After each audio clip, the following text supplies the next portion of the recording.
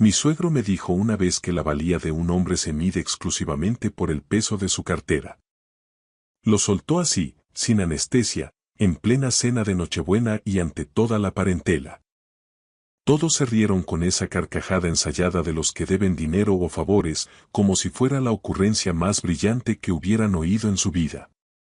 Yo, por mi parte, me limité a quedarme allí sentado, trinchando el cordero asado, fingiendo que no sentía cómo se me retorcía el cuchillo en el pecho mientras el vapor del asado me empañaba la vista. Durante 8 largos años, permití que creyeran que mi cartera estaba vacía. Durante 8 años, absorbí como una esponja cada insulto velado, cada comentario sarcástico sobre mi oficio y cada mueca de superioridad de una gente que se creía de otra casta por tener chalés en La Moraleja y coches de alta gama que yo nunca podría permitirme. Me repetía a mí mismo que nada de eso importaba. Me convencí de que el amor de Elena era un escudo suficiente, de que ella veía mi valor real aunque su familia fuera incapaz de mirar más allá de un extracto bancario. Me equivocaba en casi todo por aquel entonces. Pero esa noche de Navidad, frente a 40 desconocidos en un restaurante de postín de la zona de Salamanca, mi suegro estaba a punto de descubrir lo caro que le saldría haberme subestimado tanto tiempo. Me llamo Adrián Torres. Tengo 34 años y, durante la última década, me he ganado la vida como artesano de restauración de muebles antiguos. En mi taller, recupero piezas dañadas y las vuelvo a unir. Cómodas de caoba con los cajones agrietados, mecedoras de rejilla que pertenecieron a la bisabuela de alguien, mesas de comedor de roble que han sido el mudo testigo de 50 años de cenas familiares. La gente me confía sus recuerdos más tangibles y yo les devuelvo la vida con mis manos. Es un trabajo honrado, un oficio que requiere paciencia y respeto por el pasado. Pero para los Valenzuela, yo no era más que un chapuzas con serrín en el pelo. Mi esposa, Elena, y yo nos conocimos hace 9 años en una feria local. Ella era diferente entonces, su risa era fácil y despreocupada. No le importaba que yo condujera una furgoneta vieja que olía a barniz ni que mi ropa fuera comprada en mercados de segunda mano. Decía que adoraba mis manos, que le fascinaba verme trabajar la madera y que amaba mi capacidad para crear belleza a partir de algo que el resto del mundo consideraba basura. Nos casamos 2 años después en una ceremonia civil muy sencilla, casi clandestina, en el juzgado. Sus padres apenas hicieron acto de presencia, como si asistir fuera un trámite molesto. Su padre, Vicente, me miraba desde su traje a medida como si yo fuera una mancha de grasa que tuviera que limpiarse de la suela del zapato. Su madre, Paloma, mantenía una sonrisa educada mientras sus ojos destilaban un desprecio que su boca, siempre diplomática, prefería callar. Ingenuo de mí, pensé que la situación mejoraría con el tiempo. Pensé que, cuando vieran cuánto amaba a su hija y la estabilidad que le daba, me aceptarían en su círculo. Nunca lo hicieron. Vicente Valenzuela es el dueño de 4 concesionarios de coches de lujo repartidos por toda la Comunidad de Madrid. Es un hombre ruidoso, pagado de sí mismo y con la misión personal de recordarme, en cada maldita reunión familiar, que nunca sería lo suficientemente bueno para su linaje. Paloma es más reservada, pero infinitamente más cruel. Lanza sus dardos envueltos en seda, disfrazándolos de preocupación materna por el futuro de su hija. Y luego está Hugo, el hermano menor de Elena, un tipo de 29 años que no ha dado un palo al agua en su vida, pero que se siente con el derecho divino de burlarse de mí por ganarme el pan con el sudor de mi frente. Aguanté 8 años. Agaché la cabeza y trabajé aún más duro en el taller. Amaba a mi mujer y confiaba ciegamente en que ella sería mi refugio. Pero Elena fue cambiando primero de forma sutil, casi imperceptible, y luego de golpe. Dejó de defenderme ante los ataques de su padre. Dejó de mirarme con aquella admiración de los primeros días. Al final, me di cuenta de que compartía mi cama con una mujer que parecía avergonzada de que yo, simplemente, existiera. Mi único vínculo con el mundo era el recuerdo de mi madre, que falleció cuando yo tenía 25 años, y mi tío Cayetano. Cayetano era un hombre de silencios profundos que vivía en una casa modesta en la Sierra de Guadarrama. Siempre vestía sus camisas de cuadros gastadas, calzaba botas de montaña viejas y conducía un todoterreno que había visto mejores décadas que la actual. Cuando cumplí los 18 años, me entregó algo cuyo valor fui incapaz de procesar en aquel momento. Era una tarjeta de un negro mate absoluto, sin logotipos bancarios ni relieves, solo un nombre grabado en plata. Cayetano Ferrer. Me pidió que la llevara siempre encima, pero que no se me ocurriera usarla a menos que fuera una cuestión de absoluta necesidad. Y entonces me dijo una frase que se me quedó grabada a fuego durante 16 años.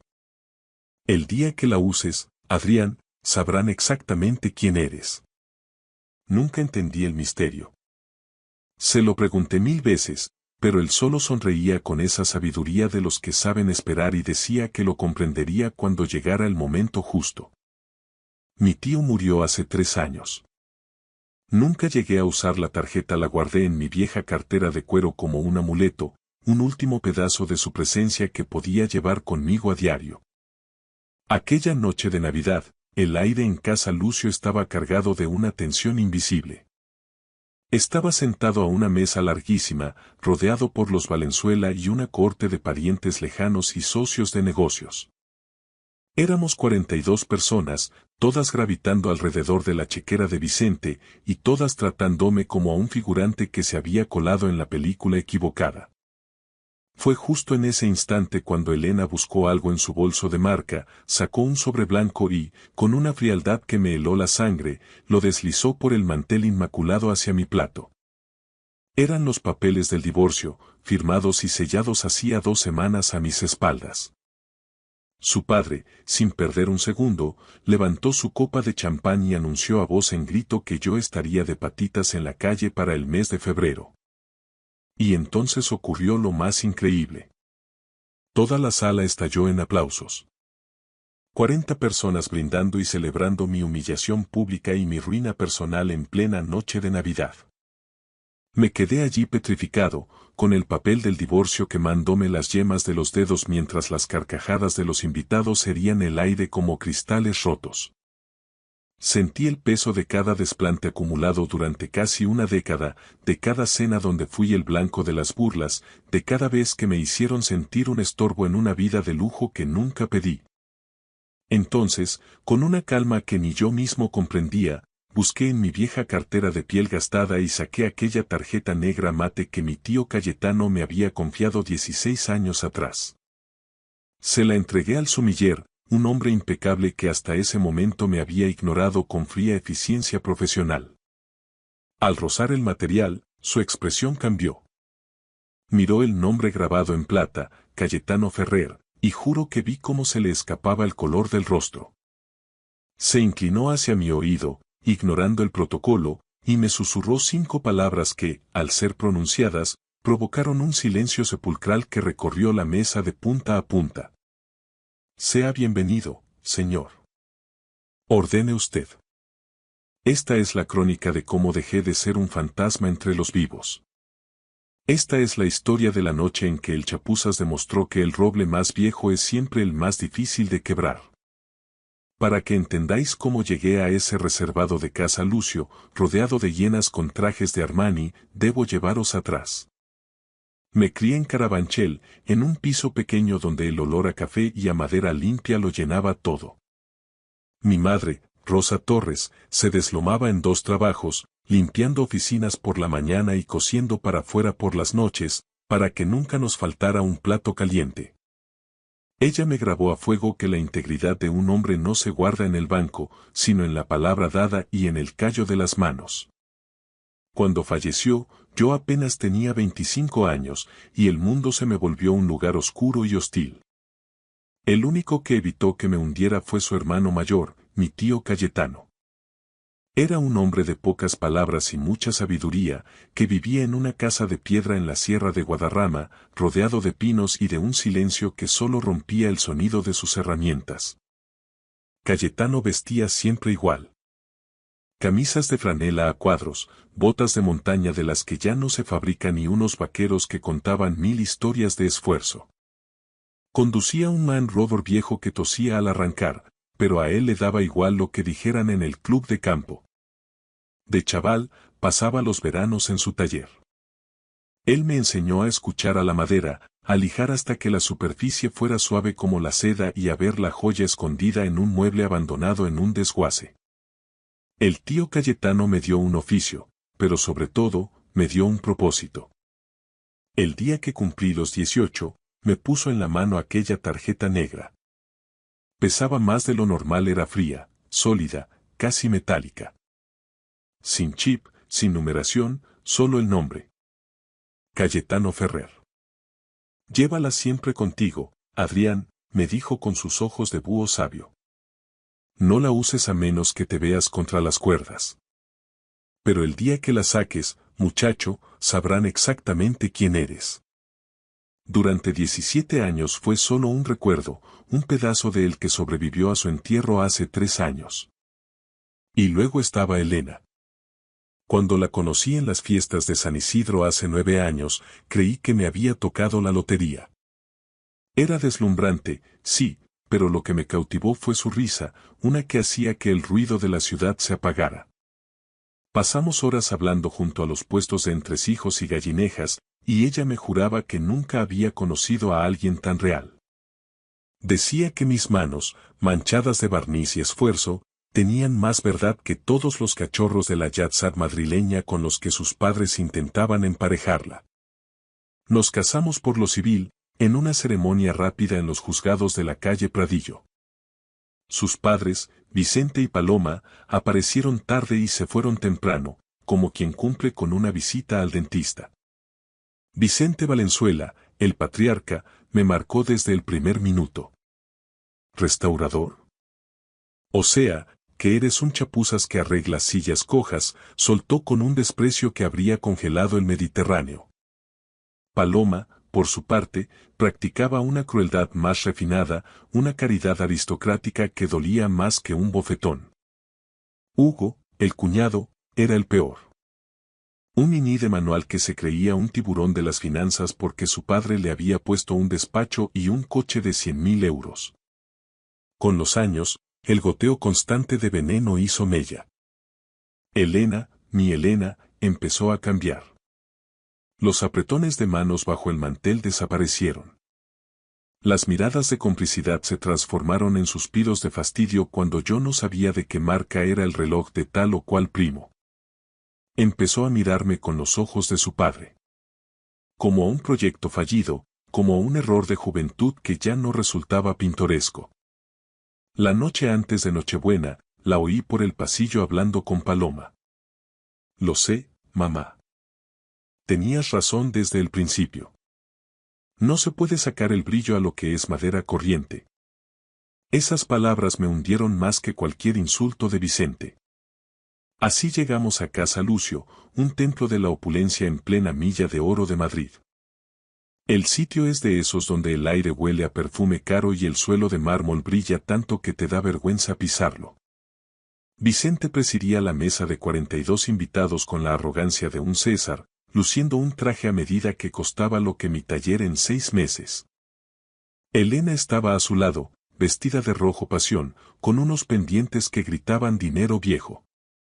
La cena fue un desfile de vanidades. Que si el viaje a Courchevel, que si la nueva inversión en cripto, que si el último Porsche de Hugo. Yo era la piedra en el zapato de la familia, el invitado de piedra al que Vicente decidió humillar públicamente tras el segundo plato. Adrián, hombre, tronó Vicente para que lo oyeran hasta en la cocina. ¿Cómo va la carpintería? ¿Has barnizado algo importante o sigues viviendo de las propinas de las abuelas? Las risas estallaron como una descarga de artillería. Hugo se sumó al festín. Déjalo, papá. Está constantemente tieso. Es su estado natural. Elena ni siquiera parpadeó. Con una frialdad que me desgarró el alma, sacó un sobre de su bolso de marca y lo deslizó sobre el mantel inmaculado. Ábrelo, dijo, sin un ápice de emoción en la voz. Eran los papeles del divorcio. Firmados, sellados y listos para ejecutar. ¿En Navidad, Elena? ¿Delante de todos? Pregunté con un hilo de voz. Mi padre tenía razón, Adrián.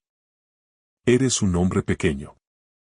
Nunca vas a hacer nada más que serrín y sueños rotos. Y fue en ese preciso instante cuando el dolor se transformó en algo gélido y puro.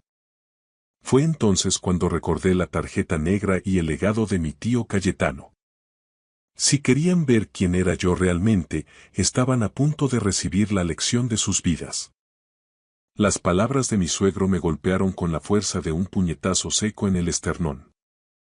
Me quedé sin aire, con los pulmones bloqueados por una mezcla de incredulidad y una náusea creciente. Vicente, ajeno a mi asfixia, dio un palmetazo violento sobre la mesa, haciendo vibrar la cristalería fina, y sonrió con la satisfacción obscena de un general que acaba de aniquilar al enemigo. Por fin mi hija ha entrado en razón, sentenció, levantando su copa de Ribera del Duero con un gesto triunfal. Adrián, te doy de margen hasta febrero para que recojas tus bártulos y desalojes el chalet. Después de eso, te quiero en la calle, que es donde siempre debiste estar. Sin techo para febrero. Tiene hasta ritmo, ¿verdad? Se puso en pie y se dirigió a los comensales con una teatralidad repugnante. Señoras y señores. Un brindis por la libertad de Elena. Por el fin de este lastre.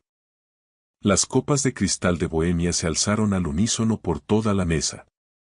42 personas, entre parientes y parásitos, vitorearon y aplaudieron con entusiasmo. El estruendo llenó el reservado de Casa Lucio, rebotando en las paredes enteladas y ahogando cualquier rastro de decencia.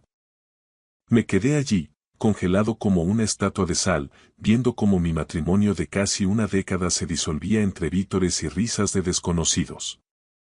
Mi mujer evitaba mi mirada, concentrada en su copa. Mi suegro se carcajeaba con la boca llena de soberbia. Y en ese preciso instante, algo en mi interior, algo que había estado doblado y humillado durante 8 años, se rompió para siempre, dejando paso a una claridad gélida. Recordé cada desprecio que me había tragado para no causar una escena. Cada vez que me obligué a sonreír mientras me llamaban el reparador. Cada noche de soledad en el taller preguntándome qué me faltaba para ser digno de ellos. Y entonces, la voz de mi tío Cayetano resonó en mi memoria. Cuando la uses, sabrán exactamente quién eres. Por primera vez en mi vida adulta, decidí que ya no sería más el hombre invisible. El estrépito de los aplausos fue remitiendo, pero el pitido agudo en mis oídos persistía. Recorrí con la mirada los rostros de aquellos que me rodeaban. Para ellos yo ya era un cadáver social, un error administrativo que Elena acababa de subsanar. Ya estaban pasando a lo siguiente, rellenando sus copas de champán y retomando chismes sobre sus próximas vacaciones en Baqueira Beret. Elena le susurraba algo al oído a su madre, probablemente planeando qué reformas haría en su antigua habitación del chalet de los padres. Hugo se partía de risa con un primo mirando algo en el iPhone. Vicente, el gran anfitrión, aceptaba palmadas en la espalda como si hubiera cerrado la venta de un siglo. Doblé los papeles del divorcio con una parsimonia casi ritual y me los guardé en el bolsillo interior de la americana. Mis manos, para mi sorpresa, estaban firmes, duras como el roble que solía trabajar. El temblor había desaparecido, sustituido por una serenidad absoluta, una calma de alta mar antes de la tormenta. No sentía rabia, ni siquiera tristeza. Solo una gélida determinación. Había terminado. Un camarero joven, de modales impecables y mirada neutral, se acercó a nuestra zona para retirar el servicio. Levanté ligeramente la mano para detenerlo. Perdone, un momento, dije con voz clara. El joven se volvió hacia mí, manteniendo la distancia de seguridad profesional. Dígame, caballero. ¿Desea algo más? Quisiera pedir la cuenta, respondí con naturalidad. De toda la mesa. Me hago cargo de la cena completa, de todas las facturas y de las botellas que se han descorchado. El camarero parpadeó, perdiendo por un segundo su máscara de eficiencia. Señor. Perdone, pero es un grupo de 42 comensales. La cuenta es extremadamente sustanciosa. Estamos hablando de varios miles de euros, sin contar el servicio de sumillería. Asentí, sin mover un músculo. Lo he entendido perfectamente. Tráigame la cuenta. La voz de Vicente restalló sobre el murmullo general, cortando la conversación como un hacha. ¿Pero qué tontería es esta, Adrián? ¿Qué pretendes ahora? No le dediqué ni un segundo de mi atención. Mantuve el contacto visual con el camarero. Vicente soltó una de esas risotadas ruidosas que tanto le gustaban. ¿Lo habéis oído? El artesano quiere invitar. El hombre que se pasa el día pegando patas de sillas quiere pagar una cena que cuesta más de lo que factura en un trimestre. Es de locos. La mesa volvió a ondularse con risas burlonas. Hugo, entre sorbos de whisky, añadió su dardo. Igual quiere quedarse a fregar los platos por la noche para pagar la deuda. Un plato por cada insulto, Adrián. Paloma suspiró con una condescendencia que pretendía ser caritativa. Por favor, Adrián, no te pongas en evidencia. No hace falta que lleves este patetismo hasta el final. Sabemos que no puedes permitirte ni el café. Elena finalmente me miró. Su rostro era una máscara de irritación y vergüenza ajena. Adrián, basta ya. Esto es humillante. Solo lo estás haciendo más difícil de lo que ya es. Vete a casa y deja de hacer el ridículo. Sin decir una palabra, busqué mi cartera en el bolsillo trasero. Era de cuero viejo, con los bordes desgastados por el uso diario en el taller. La abrí y extraje la tarjeta negra mate, que descansaba allí, imperturbable, tras mi carné de conducir. La sostuve un segundo, su peso se sentía real, definitivo. Era la respuesta a 16 años de interrogantes. Se la entregué al camarero con un gesto sobrio. Use esto, por favor. El empleado tomó la tarjeta con la rapidez propia de su oficio. La miró de soslayo, como quien ha visto pasar miles de tarjetas platino o black esa misma noche. Pero entonces se detuvo en seco. Sus ojos se abrieron desmesuradamente y el color abandonó sus mejillas de forma alarmante. Miró la tarjeta, luego me miró a mí, y volvió a bajar la vista al trozo de metal negro. Intentó articular palabra, pero solo emitió un sonido seco. ¿Algún inconveniente?, pregunté con calma. El camarero tragó saliva, visiblemente nervioso. Caballero. Por favor, le ruego que me disculpe un instante. Debo avisar al gerente de sala. Se dio la vuelta y se alejó casi al trote, desapareciendo tras la imponente puerta de madera noble que conducía a las oficinas de dirección. Vicente resopló con desdén. Ya está. Tarjeta denegada por falta de fondos o, peor aún, robada. ¿A quién pretendes engañar, Adrián? ¿Crees que aquí aceptan tarjetas de fidelidad del supermercado? No respondí. Entrelacé las manos sobre el mantel y esperé. Pasaron 2 minutos que se sintieron como horas. El murmullo en la mesa continuaba, pero noté que el silencio se iba contagiando desde mi posición hacia los extremos. La gente empezaba a intuir que algo no encajaba. Entonces, la puerta se abrió de nuevo. El camarero regresó, pero esta vez caminaba con una urgencia reverencial. Tras él, apareció un hombre de unos 60 años, con un traje gris marengo de corte impecable. Su porte destilaba autoridad, era el Sr. Durán, el director general del establecimiento. Caminó con paso firme directamente hacia donde yo estaba sentado, ignorando a Vicente y al resto de los invitados. Se detuvo frente a mí y, ante el asombro de todos, se inclinó en una venia respetuosa. Señor Torres. Me puse en pie para recibirle. Dígame, Sr. Durán. La voz del director era formal, pero cargada de una deferencia que nadie en esa mesa me había mostrado jamás. Caballero, le ruego que acepte mis más sinceras disculpas. No teníamos la menor constancia de que nos honraría con su presencia esta noche. De haberlo sabido, habríamos dispuesto un protocolo de recepción a la altura de su rango y habríamos despejado el salón principal para su total comodidad. Vicente se inclinó hacia adelante, con la vena del cuello hinchándosele por la indignación. ¿Pero qué broma es esta? ¿Sabe con quién está hablando, hombre? Este tipo es un simple carpintero. El Sr. Durán ni siquiera se dignó a mirarlo. Su atención estaba blindada sobre mi persona. Señor Torres, nos hemos comunicado de inmediato con el Consejo de Administración y con el Gabinete Jurídico de la Herencia. Todo ha sido verificado. Las instrucciones del señor Cayetano Ferrer fueron tajantes.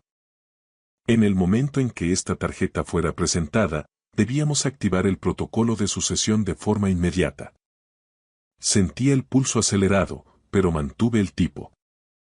¿Y qué significa exactamente eso aquí y ahora? Pregunté. El Sr. Durán bajó un poco la voz, pero en el silencio absoluto que se había apoderado del reservado, sus palabras resonaron como campanadas de catedral. Significa, señor, que su tío no solo era el fundador de esta firma, sino el propietario único de la sociedad matriz. Tras su traspaso hace 3 años, la titularidad completa de la cadena, incluyendo este inmueble y todo lo que contiene, pasó legalmente a su nombre. Hizo una pausa y me miró con una solemnidad absoluta. Señor Torres, para que quede claro ante los presentes. Usted es el dueño absoluto de este restaurante y de todos los activos del Grupo Ferrer. El silencio que sobrevino a las palabras del Sr. Durán no se parecía a nada que yo hubiera experimentado jamás. No era una simple pausa, era una ausencia total de sonido, un vacío absoluto, como si el tiempo mismo se hubiera congelado en aquel reservado de la calle Jorge Juan. Vi cómo la onda de choque se propagaba por la mesa, deformando las facciones de los invitados. La copa de champán de Vicente quedó suspendida a escasos centímetros de sus labios, mientras su mandíbula caía, desencajada, en una máscara de incredulidad absoluta. Paloma, siempre tan compuesta, perdió su barniz de aristocracia, sus ojos saltaban espasmódicos entre el director del restaurante y mi rostro, esperando que alguien gritara que todo era una broma de mal gusto. A Hugo se le resbaló el iPhone de las manos, impactando contra el mármol con un eco seco que nadie se atrevió a comentar. Y luego estaba Elena. Mi mujer. La mujer que, 10 minutos antes, me había deslizado los papeles del divorcio con el desprecio que se le dedica a un objeto inservible. Me miraba como si fuera un aparecido, como si nunca me hubiera visto en los 9 años que llevábamos juntos. El Sr. Durán continuó con su letanía legal, ajeno al terremoto que sus palabras estaban provocando en la jerarquía de los Valenzuela. Señor Torres, su tío, don Cayetano Ferrer, fundó Sociedad de Hostelería de Madrid hace más de 40 años. Partiendo de una modesta casa de comidas en la sierra, levantó uno de los imperios gastronómicos más sólidos del país. Casa Lucio es nuestro buque insignia, pero el holding incluye 37 establecimientos de primer nivel y una participación mayoritaria en una cadena de hoteles boutique. Don Cayetano se retiró de la escena pública hace décadas, prefería el anonimato de su taller y sus montañas, pero mantuvo el control total de las acciones hasta su último aliento. Me costó encontrar el aire para articular una respuesta. Él nunca mencionó nada de esto. Ni una palabra. El Sr. Durán asintió con una mezcla de respeto y melancolía. Fue una decisión premeditada, señor. Dejó instrucciones notariales clarísimas. Quería que usted forjara su propio carácter, lejos de la sombra paralizante del dinero, hasta que estuviera listo. La tarjeta negra era el disparador. Dijo que el día que usted se viera obligado a usarla, significaría que el mundo le había puesto a prueba y que usted estaba preparado para reclamar su lugar. Vicente golpeó la mesa con la palma de la mano, haciendo saltar los cubiertos de plata. Su rostro había pasado del rojo púrpura a un blanco ceniza. Esto es un montaje. Una farsa ridícula. Bramó con la voz quebrada. Adrián es un muerto de hambre. Se pasa el día lijando madera en un taller de mala muerte. Es imposible que este tipo sea dueño de nada que no sea serrín. El Sr. Durán se volvió hacia él con una cortesía tan afilada como un bisturí. Caballero, le aseguro que nuestro gabinete jurídico ha validado la identidad de don Adrián y sus derechos sucesorios. Cada escritura, cada activo y cada cuenta han sido verificados. Don Adrián Torres es el propietario único de la sociedad matriz del Grupo Ferrer. Hizo una pausa deliberada para que el peso de sus siguientes palabras aplastara cualquier réplica. Su patrimonio neto actual, tras la última auditoría de este trimestre, supera con creces los 75 millones de euros. La cifra cayó sobre el mantel blanco como una losa de granito. 75 millones. Vi cómo la fisonomía de la sala se transformaba en tiempo real. Los parientes que me habían ignorado al entrar ahora me observaban con una fijeza depredadora. Los primos que se habían reído de los chistes de Hugo sobre mi oficio palidecieron, hundiendo la barbilla en el pecho. Los tíos que llevaban 8 años murmurando sobre mi falta de ambición se quedaron mudos, petrificados por la revelación. Paloma se llevó una mano enjollada al esternón, buscando aire, mientras Hugo apuraba su whisky de un trago, incapaz de procesar que el hombre al que llamaba el reparador acababa de convertirse en alguien infinitamente más poderoso que su propio padre. La voz de Elena rompió el vacío, quebradiza y casi inaudible. Adrián. ¿Por qué no me dijiste la verdad? Todos estos años viviendo como. ¿Por qué te callaste? La miré. La miré de verdad, despojándola de todos los recuerdos felices que alguna vez guardé. Vi a la mujer que me había entregado el divorcio en Nochebuena sin que le temblara el pulso. Vi a la mujer que permitió que su familia me pisoteara durante casi una década mientras ella miraba hacia otro lado. Yo tampoco lo sabía, Elena, respondí con una voz que no reconocí como mía por su frialdad. Pero mírame a los ojos y dime. ¿Habría cambiado algo? Me has dado esos papeles porque creías que no tenía nada que ofrecerte. Tu familia me ha tratado como el barro de sus zapatos durante 8 años. Ninguno de vosotros se molestó nunca en ver al hombre. Solo veíais el saldo de mi cuenta. Intentó balbucear una respuesta, pero las palabras se le murieron en la garganta. Me puse en pie, ajustándome la americana. Te amaba, Elena. Te habría dado lo poco que tenía, que era real y era mío. Habría pasado el resto de mis días trabajando con mis manos para que no te faltara nada. Pero elegiste marcharte en el preciso instante en que pensaste que el negocio de las sillas ya no era suficiente para tu estatus. Eso es todo lo que necesito saber sobre lo que valía nuestro matrimonio para ti. Me giré hacia Vicente. El sudor le perlaba la frente y su arrogancia se había evaporado, dejando ver al hombre pequeño y asustado que siempre fue. Me dijiste que estaría de patitas en la calle para febrero, ¿recuerdas? Dije con una sonrisa gélida. Curioso giro del destino, Vicente. Según el informe que el Sr. Durán me ha facilitado, Inmobiliaria Castellana es el propietario del edificio de la calle Doctor Esquerdo donde tienes la sede central de tus concesionarios. En términos prácticos, eso me convierte en tu casero. La mandíbula de Vicente se tensó tanto que creí que se le romperían los dientes. No pudo articular palabra. Así que, hagamos las cosas bien, continué. Te quiero fuera de ese edificio para el 1 de febrero. Considéralo un detalle de despedida de parte de ese chapuzas que, según tú, no era nadie. Cogí mi abrigo del respaldo y me lo puse con calma. Sr. Durán, por favor, cargue la cuenta de esta cena a mi oficina personal. La velada corre de mi cuenta. Que sea mi último regalo para los Valenzuela. Un recordatorio del valor de aquello que decidieron despreciar. Me di la vuelta y caminé hacia la salida del reservado. A mis espaldas, oí a Elena pronunciar mi nombre con un hilo de voz. Oí el arrastrar de su silla al levantarse, intentando seguirme, pero no me detuve. Al llegar a la puerta, me giré una última vez. 42 rostros me observaban, paralizados por el impacto.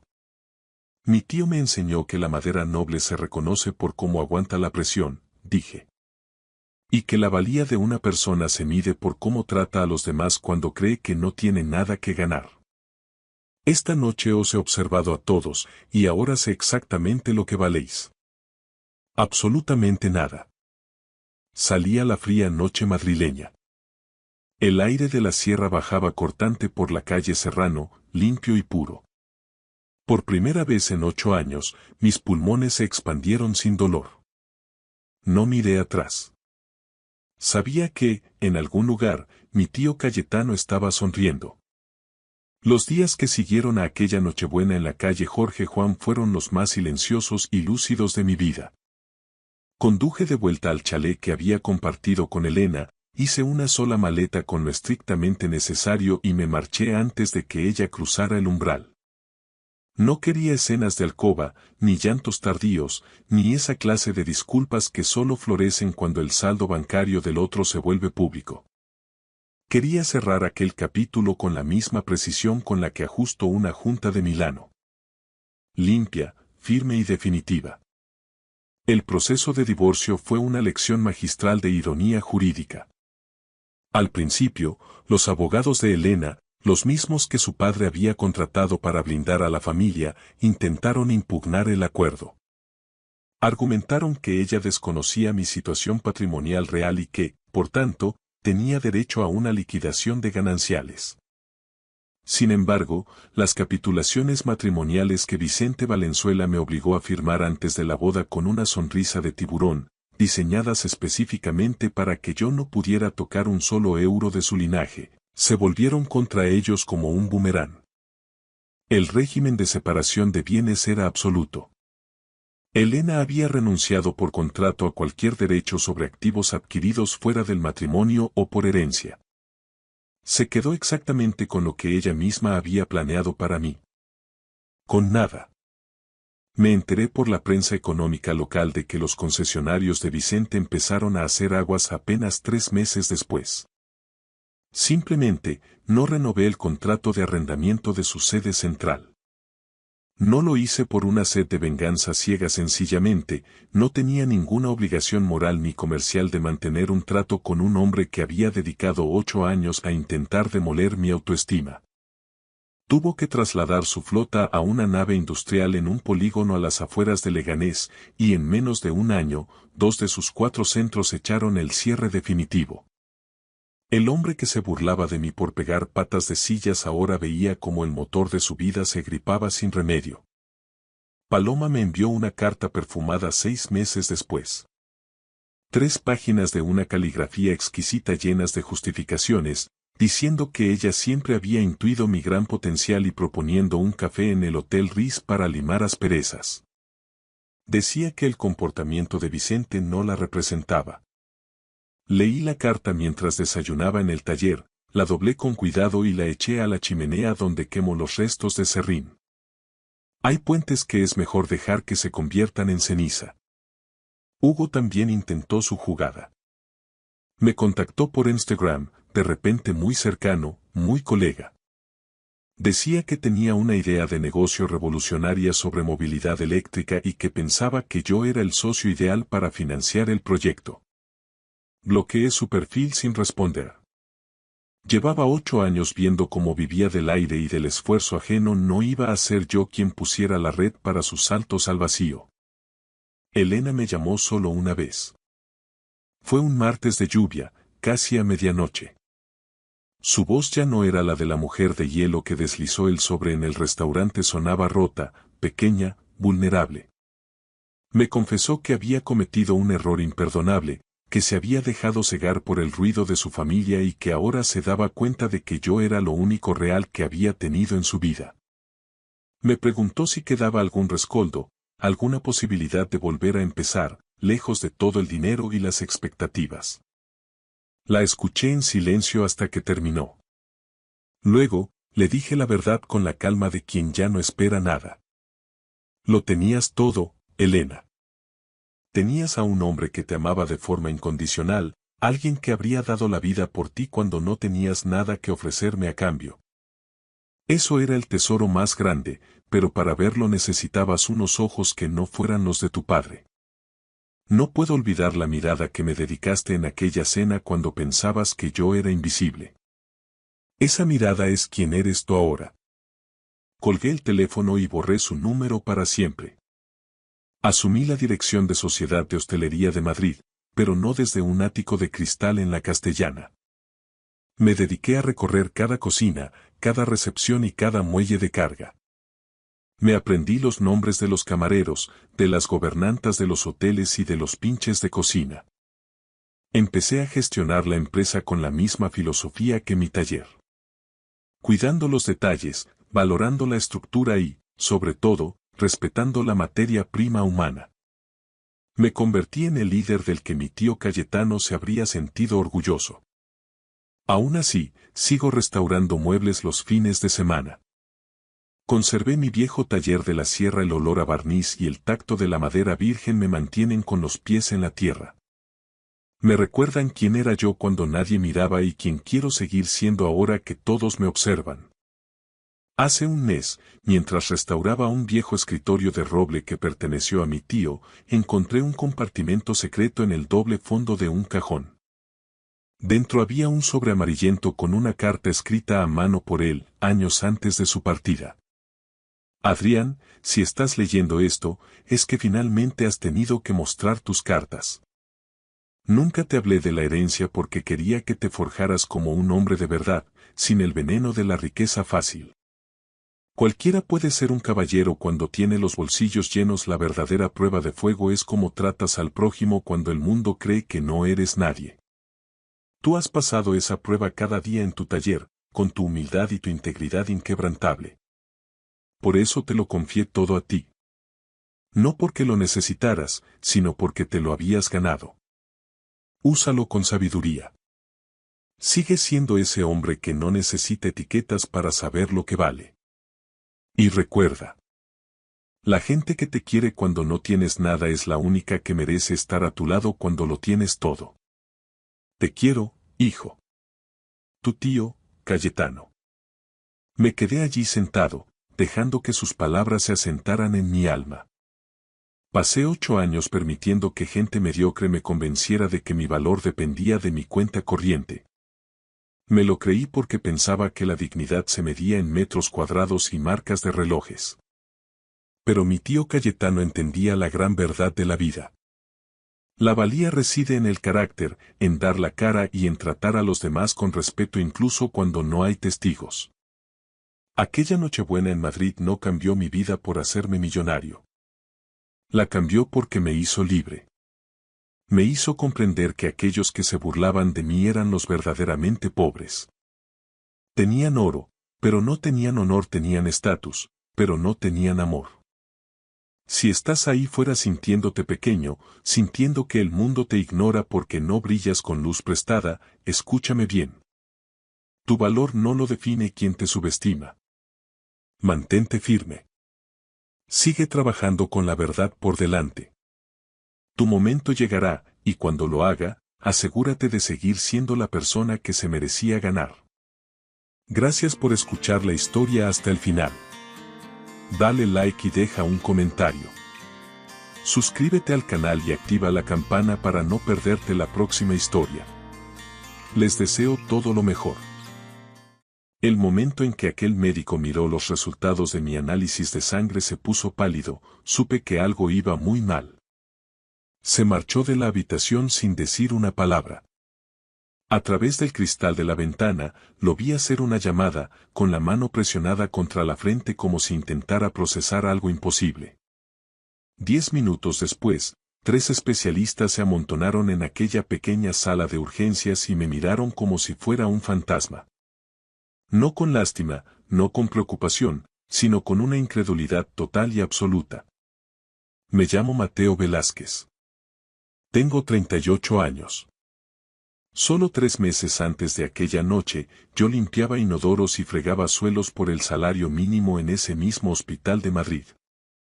Llevaba un uniforme gris con mi nombre bordado en el pecho. Empujaba un cubo de fregona amarillo por pasillos donde nadie me miraba 2 veces. Era invisible. No era nadie. Era un hombre cuya esposa infiel y su novio millonario habían destruido sistemáticamente todo lo que había tardado 15 años en construir. Antes, yo era ingeniero de camino superior. Ganaba 180.000 euros al año. Diseñaba puentes y edificios que debían durar un siglo. Tenía un chalet en las afueras, un plan de pensiones y un futuro que parecía estable y seguro. Pero entonces mi mujer, Elena, decidió que yo no era lo suficientemente ambicioso para sus gustos. Encontró a un inversor tecnológico llamado Víctor Holgado, que tenía un yate, contactos en el IBEX 35 y todas las cosas que ella creía merecer. No solo me dejó. Ayudó a Víctor a reducir mi carrera a cenizas. Él hizo las llamadas adecuadas. Me despidieron sin causa justificada y me pusieron en la lista negra de todas las constructoras y estudios de ingeniería de la región.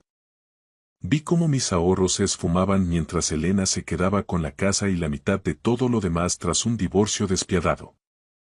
La noche que empecé mi trabajo como personal de limpieza, ella me envió una foto suya en el yate de Víctor, cerca de las Islas Baleares.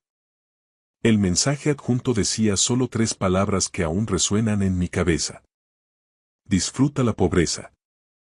Así que allí estaba yo, 3 meses después de empezar mi nueva vida como el tipo que limpia baños para sobrevivir, sentado en una camilla de hospital con 16 puntos en la mano por una bombilla rota que me había rajado la piel. Mi sangre manchaba el uniforme gris. Había perdido la suficiente como para preocupar a las enfermeras, así que me hicieron pruebas. Un procedimiento estándar para una herida así. Esperaba que me dijeran que tenía anemia, quizá diabetes o algo peor. En ese momento, casi deseaba que fuera algo fatal. Al menos así la lucha terminaría. Pero cuando el Dr. Aranda regresó con esos 3 especialistas, cuando cerraron la puerta y acercaron las sillas como si fueran a darme una noticia que destrozaría mi mundo, me di cuenta de que esto era algo completamente distinto. La jefa del departamento de genética se sentó a mi lado y me hizo una pregunta que parecía venir de la nada. Señor Velázquez, ¿su padre fue adoptado? Le dije que sí. Jorge Velázquez fue adoptado de bebé en 1952. Nunca conoció a sus padres biológicos, nunca los buscó y murió creyendo que el pasado no importaba. Ella asintió lentamente. Luego pronunció un apellido que cualquier persona en España conoce, un nombre ligado a acerías, rascacielos en la Castellana y miles de millones de euros en fundaciones benéficas. Un nombre que pertenecía a una de las familias más ricas de la historia del país. Señor Velázquez, según su perfil genético, usted es el nieto biológico de don Enrique Torrenegra. Enrique Torrenegra había muerto hacía 2 meses a los 94 años. Su patrimonio superaba los 8.000 millones de euros. No tenía herederos vivos. Su único hijo murió hace décadas sin descendencia. O eso creía el mundo. Pero su hijo sí tuvo un hijo. Un bebé nacido en secreto y entregado para proteger el nombre de la familia. Ese bebé era mi padre. Y eso significaba que yo era el único heredero superviviente de todo. La habitación empezó a dar vueltas. Los puntos me pulsaban. Los oídos me zumbaban tan fuerte que apenas podía oír lo que la doctora decía a continuación. Hace 3 meses, mi mujer me escribió para que disfrutara de la pobreza. Esa noche, cubierto de mi propia sangre, descubrí que la pobreza estaba a punto de convertirse en un recuerdo lejano y que la venganza iba a ser algo muy, muy asequible. Durante 15 años, viví lo que creía que era el éxito.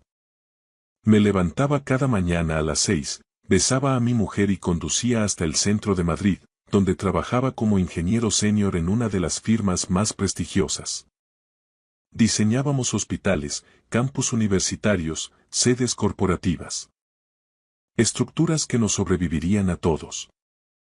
Estaba orgulloso de mi carrera. Mi sueldo había subido de forma constante. Tenía un despacho con vistas a la ciudad y un equipo que me respetaba. Creía haberme ganado mi lugar en el mundo con esfuerzo. Elena y yo nos conocimos en la universidad. Ella estudiaba ADE y yo estaba inmerso en mis cálculos de estructuras. Era hermosa, ambiciosa y con una energía que te hacía sentir que todo era posible. Cuando me miraba y decía que yo llegaría lejos, la creía. Quería ser el hombre que ella veía en mí. Nos casamos 2 años después de graduarnos. Una ceremonia pequeña, una recepción modesta, solo familia y amigos cercanos. Mi madre, Dorotea, lloró durante todo el servicio. Mi padre, Jorge, me estrechó la mano y me dijo que estaba orgulloso del hombre en el que me había convertido. Esa fue la última vez que recuerdo haberme sentido completamente en paz con mi vida. Mi padre falleció cuando yo tenía 26 años. Un infarto, sin aviso. Tenía 61 años y había trabajado en una fábrica de metal desde los 18. Sus manos eran ásperas y callosas, pero nunca se quejó. Decía que el trabajo honrado era su propia recompensa, que el carácter de un hombre se construye con lo que soporta sin esperar reconocimiento. Jorge Velázquez fue adoptado de bebé. Nunca supo quiénes eran sus padres y nunca los buscó. Cuando le pregunté una vez, se encogió de hombros. La familia es quien te cría. La sangre era solo biología, el amor era lo que importaba. Acepté esa respuesta y no indagué más. Ojalá hubiera hecho más preguntas. Ojalá hubiera sabido qué secretos ocultaba su pasado. Tras su muerte, mi madre se convirtió en el centro de mi vida familiar. Había trabajado como enfermera en el hospital clínico durante 30 años. Era una mujer pequeña, de pelo cano y ojos que veían a través de cualquier mentira. Nunca confió del todo en Elena. Hacía comentarios que parecían inocentes pero tenían filo. Esa chica ama más tu potencial que a ti, Mateo, me dijo una vez después de una cena. Lo descarté como la típica fricción entre suegra y nuera. Tenía un hermano menor, Diego, que vivía en Barcelona con su mujer y sus 2 hijos. Hablábamos cada pocas semanas, pero nunca fuimos muy cercanos. Mi vida giraba en torno a mi carrera y mi matrimonio. Lo di todo por ambos. Trabajaba hasta tarde, llevaba a Elena de vacaciones a donde ella quería, le compraba joyas. Pensaba que estaba construyendo algo permanente. Las primeras grietas aparecieron hace 2 años. Elena pasó del sector inmobiliario comercial al de lujo. Empezó a ir a eventos con clientes riquísimos, visitas privadas a áticos que costaban más de lo que yo ganaría en una década. Llegaba a casa cada vez más tarde. Solo hablaba de dinero, de gente que tenía más que nosotros, del estilo de vida que se merecía. Noté los cambios, pero me convencí de que eran solo fases. Confiaba en ella plenamente. Creía en mi matrimonio como creía en los edificios que diseñaba. Sólido, permanente, hecho para durar. Me equivocaba en todo. Y estaba a punto de descubrir hasta qué punto. La noche que descubrí la verdad, llegué temprano a casa por una migraña. La casa estaba en silencio. Su coche estaba en la entrada, pero no respondió cuando la llamé. Subí para tomar algo y tumbarme a oscuras. Entonces oí su voz en nuestro dormitorio. Se estaba riendo, esa risa suave y coqueta que no me dedicaba a mí desde hacía años. Me quedé fuera de la puerta y la oí hablar por teléfono. No tiene ni idea. Está tan concentrado en sus planos y sus proyectos que no se da cuenta de nada. Podría hacer la maleta y marcharme mañana, y probablemente no se enteraría hasta que la cena se enfriara. Se me encogió el pecho. Empujé la puerta lentamente. Estaba tumbada en nuestra cama con un camisón de seda, con el teléfono en la oreja, sonriendo. Cuando me vio, su rostro se puso pálido exactamente 2 segundos. Luego se recuperó y colgó. ¿Cuánto tiempo llevas ahí?, preguntó. Lo suficiente. No se disculpó. No puso excusas. Solo suspiró como si yo fuera una molestia que llevaba demasiado tiempo aguantando. Se llama Víctor Holgado. Es un cliente. Nos vemos desde hace 8 meses. Lo dijo con una naturalidad pasmosa. Sentí que las piernas me fallaban. Me agarré al marco de la puerta para no caer. ¿Por qué?, alcancé a preguntar. Porque Víctor va a llegar a la cima, Mateo. Tiene 60 millones de euros. Me lleva a París los fines de semana. Me presenta a gente que realmente importa. Tú me llevas a un restaurante de cadena y me hablas de la tensión del hormigón. Quería gritar, pero estaba en shock mientras la mujer que había amado durante 15 años desmantelaba nuestro matrimonio con la indiferencia de quien devuelve un jersey que no le queda bien. Quiero el divorcio, dijo. Ya he hablado con un abogado. Los siguientes 3 meses fueron los peores de mi vida. Elena se mudó al ático de Víctor mientras los abogados peleaban por los activos. Ella quería la casa, la mitad de mi plan de pensiones y una pensión compensatoria alegando que su carrera se había resentido por apoyarme. La crueldad de ese argumento me hacía estallar la cabeza. Pero la devastación financiera no fue nada comparada con lo que vino después. 3 semanas después de que Elena solicitara el divorcio, me llamaron al despacho del director general de mi empresa. Era un hombre frío que había construido su imperio como un reino personal. Siéntate, Mateo. Estamos reestructurando el departamento. Tu puesto ha sido eliminado con efecto inmediato. Sentí un puñetazo en el estómago. ¿Eliminado? Llevo 15 años aquí. Mis evaluaciones son perfectas. Amy me miró. Luego supe lo que pasó de verdad. Víctor Holgado tenía inversiones en 3 constructoras que trabajaban con mi empresa. Jugaba al golf con mi jefe cada domingo en un club exclusivo de La Moraleja. Víctor había hecho las llamadas. Había decidido que arruinar mi matrimonio no era suficiente, quería destruir mi carrera también. El finiquito fue insultante. Mi abogado dijo que podíamos pelear, pero el litigio costaría más de lo que recuperaría. El sistema legal español está diseñado para quien puede esperar años. Yo no podía esperar ni semanas para comprar comida. Mandé currículums a todas partes. Las respuestas eran siempre las mismas. Rechazos educados, puestos que se llenaban de repente. No entendía nada hasta que un excompañero me invitó a una caña y me confesó la verdad. Víctor Holgado ha estado llamando, Mateo. Dice que eres difícil, poco fiable. Que te echaron por bajo rendimiento. Nadie quiere tocarte. Estaba en la lista negra. Borrado de una industria a la que di mi vida. En 6 meses pasé de un despacho de esquina a un estudio de 30 metros cuadrados en un barrio obrero degradado, con manchas de humedad en el techo y rejas en las ventanas. Mis ahorros se evaporaron. Vendí mi reloj, mis palos de golf, todo lo que no fuera esencial. Mi madre me llamaba cada día. Me suplicaba que me mudara con ella, pero no podía. Tenía 72 años y vivía de una pensión mínima. No quería ser una carga. Estoy bien, mamá, le decía. No lo estaba. Me estaba hundiendo. El único trabajo que encontré fue de limpiador nocturno en el mismo hospital donde mi madre trabajó 30 años. Cobraba poco más de 11 euros la hora por fregar suelos y limpiar baños. La ironía era dolorosa.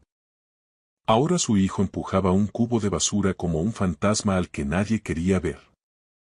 La noche que ella me envió aquel mensaje, yo estaba de rodillas limpiando un derrame en la sala de espera de urgencias. Mi móvil vibró. Era una foto de Elena y Víctor en un yate. Ella llevaba un bikini blanco y gafas de sol enormes, brindando con champán. Parecía un anuncio de una vida que yo nunca tendría. El texto decía: disfruta la pobreza. Deberías haber sido más ambicioso. Algo dentro de mí se resquebrajó. No se rompió, se resquebrajó. Hay una diferencia. Romperse es rendirse, resquebrajarse significa que algo está a punto de cambiar. No respondí. Seguí limpiando. Pasaron 3 meses de agotamiento. Perdí 10 kilos porque no podía permitirme comer bien. Dejé de llamar a mis amigos. La noche que todo cambió empezó como cualquier otra. Estaba cambiando un fluorescente fundido en un almacén. Se quedó atascado y, al forzarlo, el cristal estalló en mi mano. El dolor fue intenso. La sangre brotaba de mi palma y mi muñeca. Una enfermera me encontró apoyado contra la pared, empapado en sangre. Me llevaron a urgencias como paciente, no como el tipo que limpiaba sus suelos. Un médico joven, el Dr. Aranda, me dio 16 puntos. Fue profesional y amable. Has perdido mucha sangre, dijo. Haremos unas pruebas por protocolo. Asentí. No tenía idea de que un análisis de sangre iba a desenterrar un secreto enterrado durante décadas. Cuando el Dr. Aranda volvió, no estaba solo. Otros 2 médicos le seguían con expresiones indescifrables. Señor Velázquez, hemos encontrado anomalías en su analítica, dijo con cuidado. He pedido a unos colegas que consulten su caso. Mi corazón se hundió. Pensé en lo peor. Cáncer, leucemia. Díganmelo ya, dije. Puedo soportarlo. El Dr. Aranda negó con la cabeza. No es una enfermedad. Hemos encontrado marcadores genéticos inusuales que han hecho saltar una alarma en nuestra base de datos. Entonces entró la DRA. Weaver, jefa de genética. Me preguntó por mi padre y su adopción. Confirmé los datos. Ella se acercó y habló con voz deliberada. Sus marcadores están asociados a un linaje muy específico. Una familia cuyos registros médicos están en nuestro sistema desde hace décadas por sus donaciones al hospital. ¿Qué familia? Pregunté con la boca seca. La familia Torrenegra. El nombre me golpeó. Los Torrenegra eran leyenda. Enrique Torrenegra había construido un imperio del acero y el ladrillo. Su muerte reciente había llenado los periódicos porque dejaba una herencia de más de 8.000 millones y no tenía herederos vivos. Su hijo Franklin había muerto en un accidente en 1985 sin descendencia oficial. Señor Velázquez, continuó la doctora, según su perfil, usted es el nieto biológico de Enrique Torrenegra. Su padre, Jorge, fue el hijo ilegítimo de Franklin Torrenegra, fruto de una relación secreta con una empleada de la finca. El embarazo se ocultó y el bebé fue entregado en adopción para proteger la reputación familiar. No podía respirar. Es imposible, susurré. Mi padre no era nadie. Trabajó en una fábrica toda su vida. Él nunca supo quién era, dijo ella con suavidad. Los registros fueron sellados. Pero el ADN no miente. Lo hemos comprobado 3 veces. Usted es el único heredero de la fortuna Torrenegra. Las siguientes semanas fueron un huracán de abogados y prensa. El equipo legal de la Fundación Torrenegra impugnó mi reclamación al principio. Un limpiador que aparece de la nada parecía el guión de una mala película. Pero la evidencia era innegable. 3 laboratorios confirmaron la conexión. Los genealogistas rastrearon la adopción de Jorge Velázquez hasta un orfanato de monjas en Bilbao que había recibido grandes donaciones de los Torrenegra en 1952. La batalla legal duró 6 semanas. Al final, el juez falló a mi favor. El testamento de Enrique era explícito. Cualquier descendiente biológico lo heredaría todo.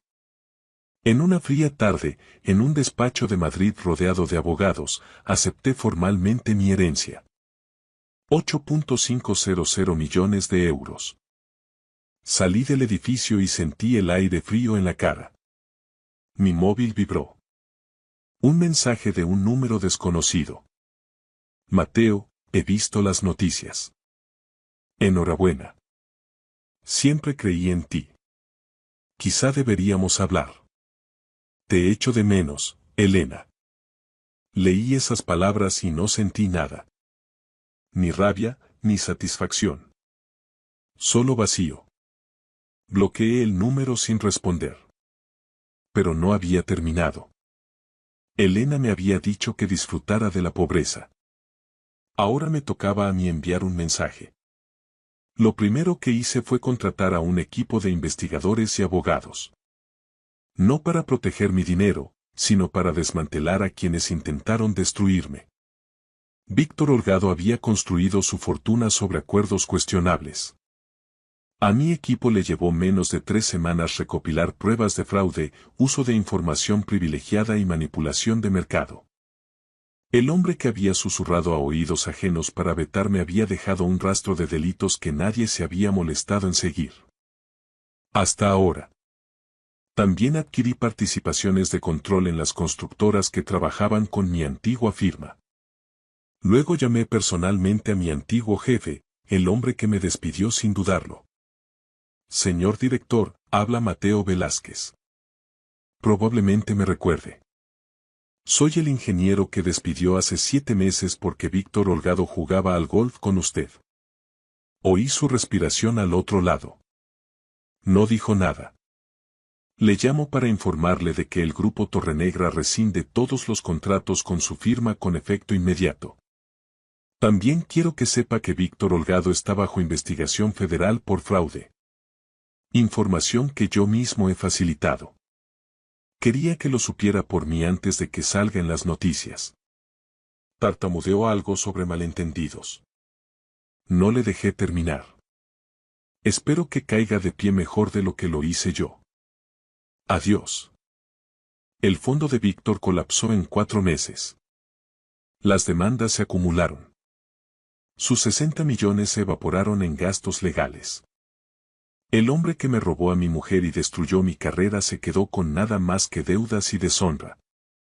Elena se había casado con él a los 2 meses de nuestro divorcio, creyendo que era una mejora permanente. Pero cuando el imperio de Víctor se derrumbó, se encontró en un barco que se hundía. Se divorció de él 8 meses después. Oí que se mudó con su hermana a un pueblo pequeño. Nunca volví a hablar con ella. Mi silencio era el mensaje más poderoso.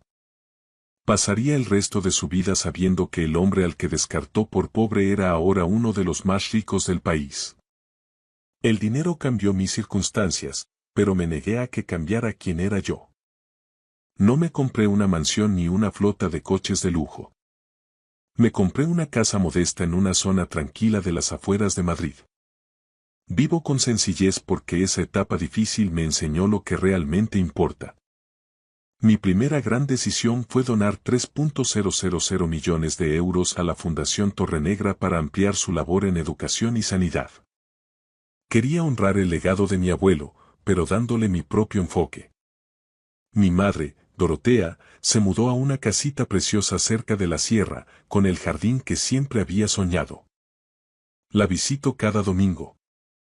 Cocina su guiso de ternera y me cuenta historias de mi padre que nunca había oído. A veces llora al mirarme, sin creer lo lejos que hemos llegado desde aquellos días oscuros en los que yo fregaba suelos.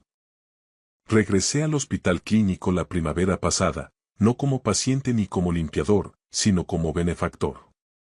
Doné 40 millones para construir una nueva ala dedicada a la formación en enfermería y cuidados paliativos. La llamaron el Centro de Excelencia en Enfermería Dorotea Velázquez. Cuando mi madre vio su nombre en el edificio, se rompió en mis brazos. Fue el momento más orgulloso de mi vida. El DIAR. Aranda sigue allí. Ahora es el jefe de urgencias, un puesto financiado en parte por mis donaciones. Almorzamos de vez en cuando. Me confesó que casi no pide aquellos análisis extra la noche que me corté la mano. Algo le dijo que debía indagar más. Pienso en eso a menudo. Como la decisión de un médico joven cambió toda mi existencia. Mi hermano Diego y yo estamos más unidos que nunca. Sus hijos me llaman tío Mateo y me piden que les cuente cómo pasé de limpiar baños a ser multimillonario. Les cuento una versión suave. No necesitan saber de las noches que pasé despierto preguntándome si alguien notaría si desaparecía. Solo necesitan saber que su tío nunca se rindió. Aprendí algo en esos meses oscuros que ningún dinero puede comprar. Tu momento más bajo no es tu momento final. La noche que estaba en aquella camilla con el uniforme empapado en sangre, no tenía nada. Ni carrera, ni matrimonio, ni esperanza. Estaba listo para rendirme. Pero seguí adelante. No sabía que mi sangre escondía un secreto, solo sabía que rendirse no era una opción porque mi madre me crió mejor que eso y mi padre me enseñó que el carácter se forja resistiendo. El ADN no me salvó. El dinero tampoco. Me salvó el hecho de no rendirme. Me salvó ir a fregar suelos noche tras noche. Me salvó sobrevivir cuando parecía imposible. Elena dijo que no era ambicioso. Se equivocaba. No lo era para las cosas que ella valoraba, lo era para algo más importante. Para seguir siendo un buen hombre incluso cuando el mundo me daba razones para ser amargo. Mi padre, Jorge, nunca supo que era un Torrenegra. Murió creyendo que era el hijo de un obrero. Pero me dejó valores que ninguna herencia podría igualar. Soy Mateo Torrenegra Velázquez. Soy multimillonario, ingeniero, hijo, hermano y un hombre que una vez limpió inodoros por 11 euros la hora. Soy todo eso porque cada experiencia me moldeó. Y soy la prueba viviente de que tu historia no termina hasta que tú decides que termine. Gracias por escuchar mi historia hasta el final. Si resonó contigo, dale like, escribe en los comentarios qué fue lo que más te tocó y no olvides decir de dónde eres. Suscríbete al canal, vienen muchas más historias.